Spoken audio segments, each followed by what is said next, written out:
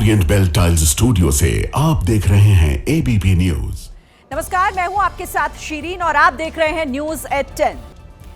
UP के पीलीभीत में करोड़ों रुपए खर्च करके इस सड़क का निर्माण किया गया, लेकिन एक साल भी नहीं बीता और सड़क फिर से जर्जर हालत में पहुंच गई। स्थानीय लोगों ने इस निर्माण में भ्रष्टाचार के आरोप लगाए हैं। अगर आप 300 रुपए में कोई कपड़ा खरीदेंगे तो वो भी एक साल तक आराम से चल जाएगा, लेकिन यूपी के पीलीभीत में 3 करोड़ 70 लाख रुपए की लागत से तैयार की गई ये सड़क 11 महीने में ही इसने दम तोड़ दिया। घुंगचाई से दियोरिया कला तक 17 किलोमीटर लंबी सड़क का निर्माण कराया गया था, लेकिन अब ये सड़क जगह जगह से उखड़ने लगी है। कागजों में इस सड़क का निर्माण 11 महीने पहले कराया गया था, लेकिन स्थानीय निवासी बता रहे हैं कि 6 महीने में ही इसका ये हाल हो गया। 3 करोड़ 76 लाख का मतलब वो आया है इसका रोड का रुपए, और एक घोटाला हो चुका है और 6 महीने नहीं हुए, सारी रोड टूटी पड़ी है। हालांकि विभाग ने ठेकेदार को दोबारा सड़क दुरुस्त कराने के निर्देश दिए, लेकिन सवाल ये है कि आखिर इस घटिया निर्माण का जिम्मेदार कौन है। आमतौर पर पुलिस अपराधियों का सड़क पर जुलूस निकालती है, लेकिन मुंबई में लोगों ने एक बदतमीज पुलिस वाले की सड़क पर रैली निकाल दी। एएसआई संजय राणे पर आरोप लगा कि उसने 18 साल की एक लड़की के साथ छेड़खानी की। गलती हो गया सर, गलती हो गया। वो कहा गया इसको भी लेके चल बे रियान को लेके। हाँ। तेरा नाटक लोग बहुत देर से देख रहे हैं। गलती हो गया ना सर, प्लीज। गलती अभी तू गलती उधर बता। सर गलती हो गया, प्लीज रिक्वेस्ट कर रहा हूँ। सर गलती हो गया, माफ करो। गलती नहीं, चल इधर आ। सर गलती हो गया, प्लीज। पीछे इधर आ, गलती हो गया। नहीं यार, मेरा कुछ गलती नहीं। इधर बैठ, वीडियो इधर। मेरी बैठ, अंदर बैठ, चल घुस अंदर। गलती हो गया सर, अंदर घुस। सर गलती हो गया, माफ चल करो। अंदर घुस। सर गलती हो गया, मेरा बच्चे हैं, मुझे घर से निकाल देंगे। हाँ निकल जाएगा तेरी। अगर आप भी बस में सफर करते हैं तो ये खबर आपके लिए है। राजस्थान से नेपाल जा रही एक बस में अचानक से आग लग गई। जिस वक्त ये हादसा हुआ उस वक्त उस बस में 50 से ज्यादा यात्री बैठे हुए थे। वो तो किस्मत अच्छी थी कि बस की आग को भांपते हुए उसमें बैठे 56 यात्रियों ने तुरंत बाहर कूदकर अपनी जान बचा ली। यात्रियों के हटने के बाद बस का पुर्जा पुर्जा जल रहा था। आग की लपटों के साथ धुएं का गुबार आसमान में काफी दूर तक गया। कई यात्रियों ने समय रहते अपना सामान निकाल लिया, वहीं जो नहीं निकल पाए उनका सामान भी जल गया। ये आग उत्तर प्रदेश के फिरोजाबाद जिले में आगरा लखनऊ एक्सप्रेसवे पर लगी थी। हरियाणा के कुरुक्षेत्र में सर्दी से बचने के लिए कुछ लोगों ने अंगीठी जलाई, लेकिन उसी अंगीठी की वजह से उनकी जान ही चली गई। 5 लोगों की मौत की इस कहानी की शुरुआत एक बंद कमरे से हुई। कुरुक्षेत्र में होटल में काम करने गए 5 मजदूर रात में कोयले की अंगीठी जलाकर सो रहे थे। होटल में करीब 5 मजदूर आए थे और पांचों के पांचों जब वो रूम के अंदर सो रहे थे तो उन्होंने कोयले की अंगीठी जला रखी थी। कमरे की खिड़की बंद होने से अंगीठी का धुआं बाहर नहीं निकल पाया और इन लोगों की दम घुटने से मौत हो गई। जानकारी मिली है कि वो अंगीठी जला रखी थी, उसके गैस बनने के किसी कारण से दम घुटने से उनका इंतकाल हुआ। सुबह दरवाजा खोलने के बाद सभी का शव मिला। अब शुरुआती जांच में लग रहा है कि कार्बन मोनोऑक्साइड गैस की वजह से 5 की जान गई है। यूपी के नोएडा के सबसे बिजी इलाकों में से एक सेक्टर 18 के पास एक कार में आग लग गई।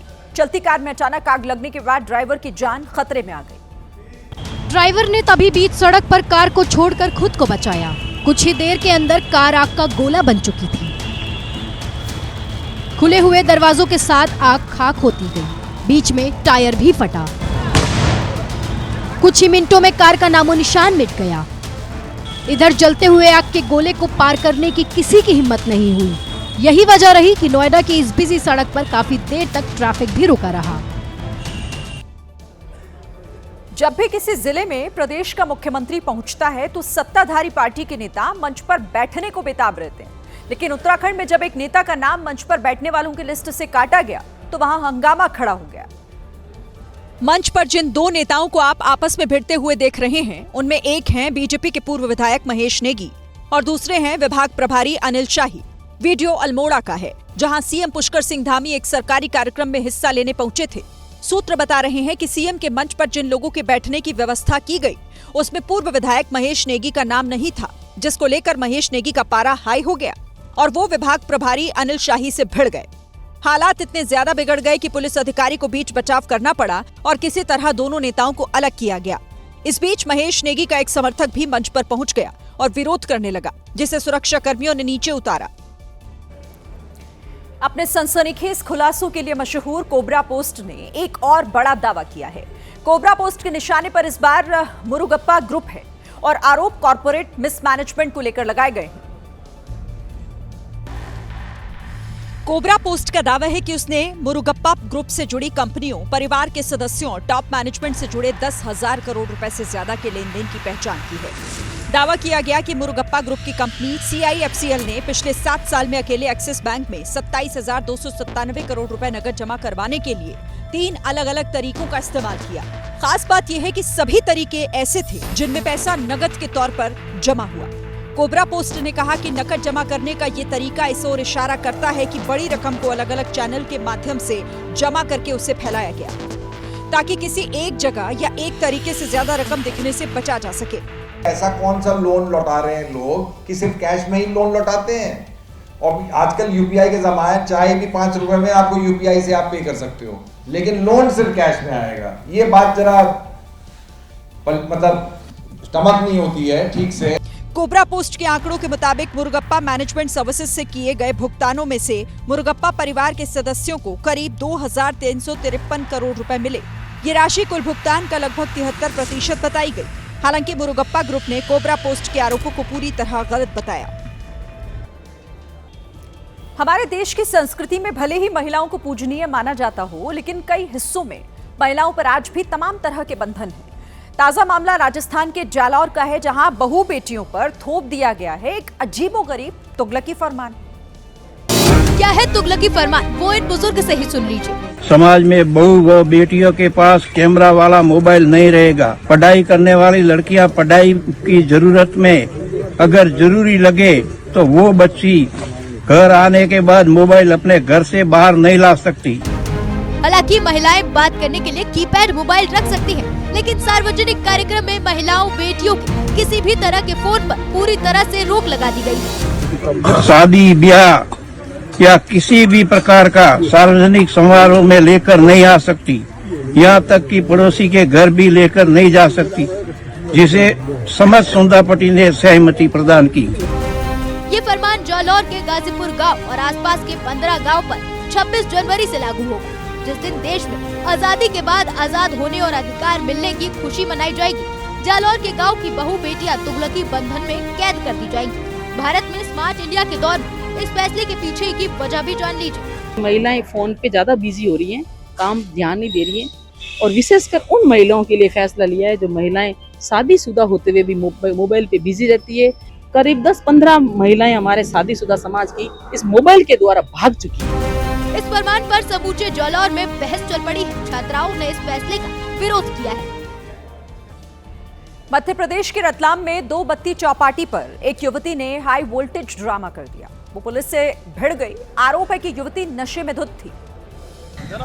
और जब पुलिस ने युवती को पकड़ने की कोशिश की तो उसने सड़क पर हंगामा काट दिया, जोर जोर से शोर मचाने लगी। मुझे बचाओ, आप ऐसे पकड़ सकते हो मुझे, कैसे पकड़ सकते हो? युवती का ड्रामा देखकर रतलाम की 2 बत्ती चौपाटी पर भी भीड़ लग गई, लेकिन उसका हल्ला जारी रहा। इतनी पब्लिक क्यों इकट्ठी कर रहे हो? मैंने नहीं करी, आप लोगों ने करी है। आरोप है कि युवती नशे में धुत थी। पुलिस ने उसे समझाया भी, लेकिन उसने पुलिस के साथ बदसलूकी की।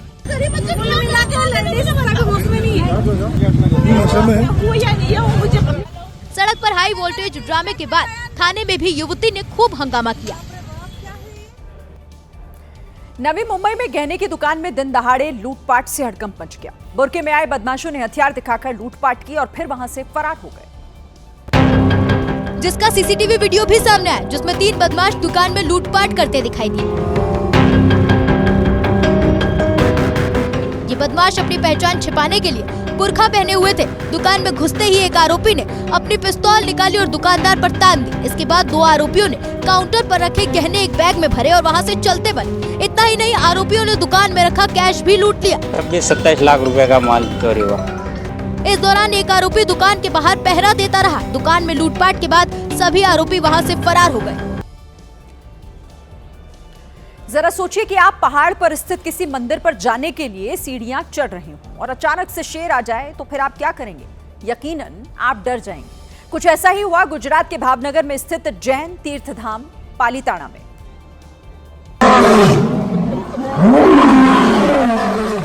श्रद्धालु शत्रुंजय तीर्थ पर जाने के लिए सीढ़ियों पर चढ़ रहे थे, तभी अचानक शेर सामने आ गया। शेर से सामना होते ही सीढ़ियां चढ़ रहे और सीढ़ियों से उतर रहे लोग भाग खड़े हुए। वो तो अच्छा हुआ कि शेर ने किसी श्रद्धालु पर हमला नहीं किया, क्योंकि जिस समय शेर जंगल से निकलकर गिरिराज पर्वत की सीढ़ियों पर आया, वहां कई महिलाएं, श्रद्धालु और बच्चे थे, इसीलिए शेर उनकी जान भी ले सकता था। लेकिन सौभाग्य से शेर शांत रहा और कोई अनहोनी नहीं हुई। हालांकि शेर को देखकर कुछ समय के लिए श्रद्धालुओं की तो सांसें ही अटक गई। यूपी के मुरादाबाद में घने कोहरे के चलते दो गाड़ियां आपस में टकरा गई। मुरादाबाद लखनऊ हाईवे पर हुए इस हादसे का रोंगटे खड़े कर देने वाला वीडियो सामने आया है।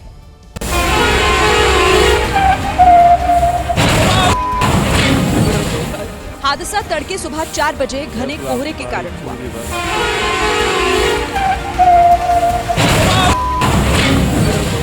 मुरादाबाद लखनऊ हाईवे पर एक कंटेनर डिवाइडर से टकरा गया।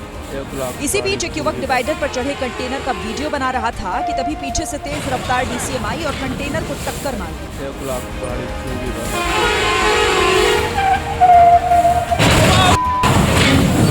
हादसा इतना भयानक था कि केवल टक्कर की आवाज सुनकर ही वीडियो बना रहा शख्स दहल गया।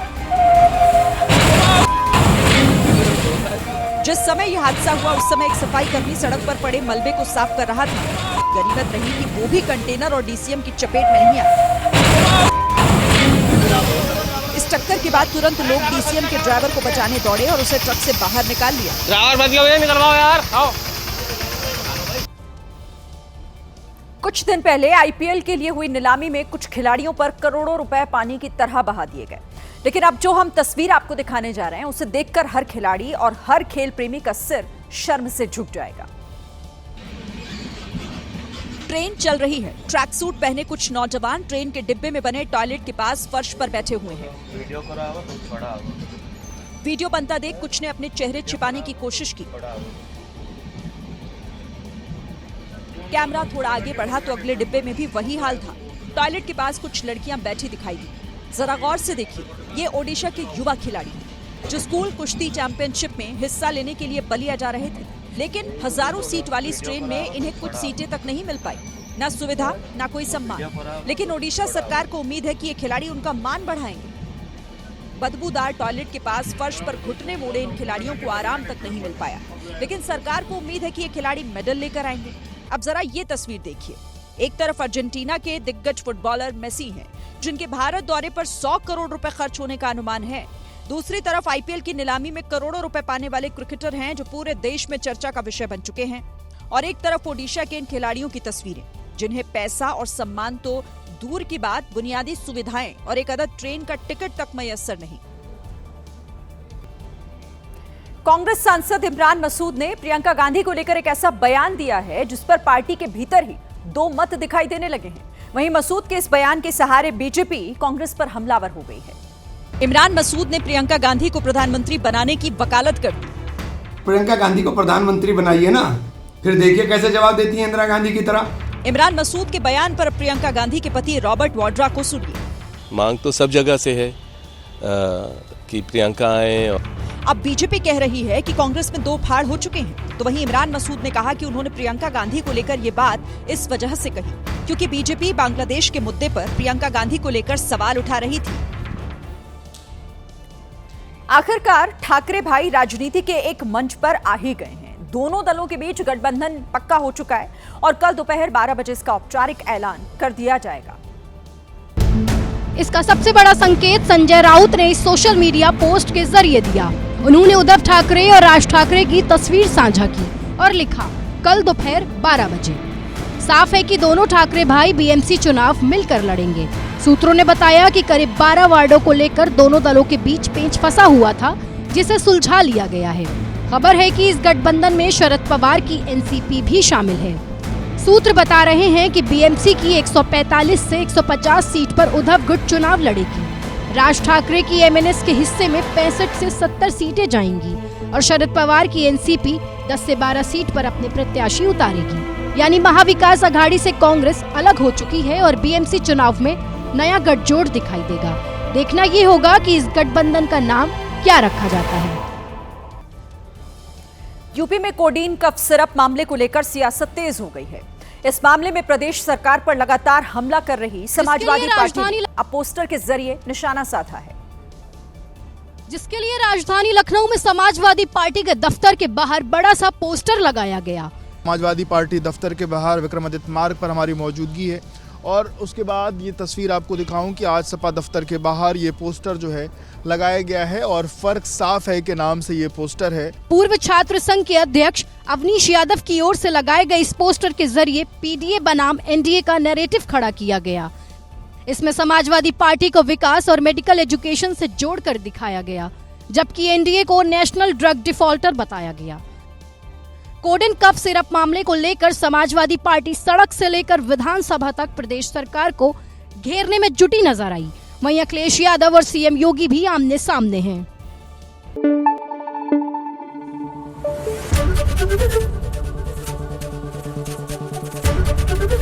एबीपी न्यूज आपको रखे आगे।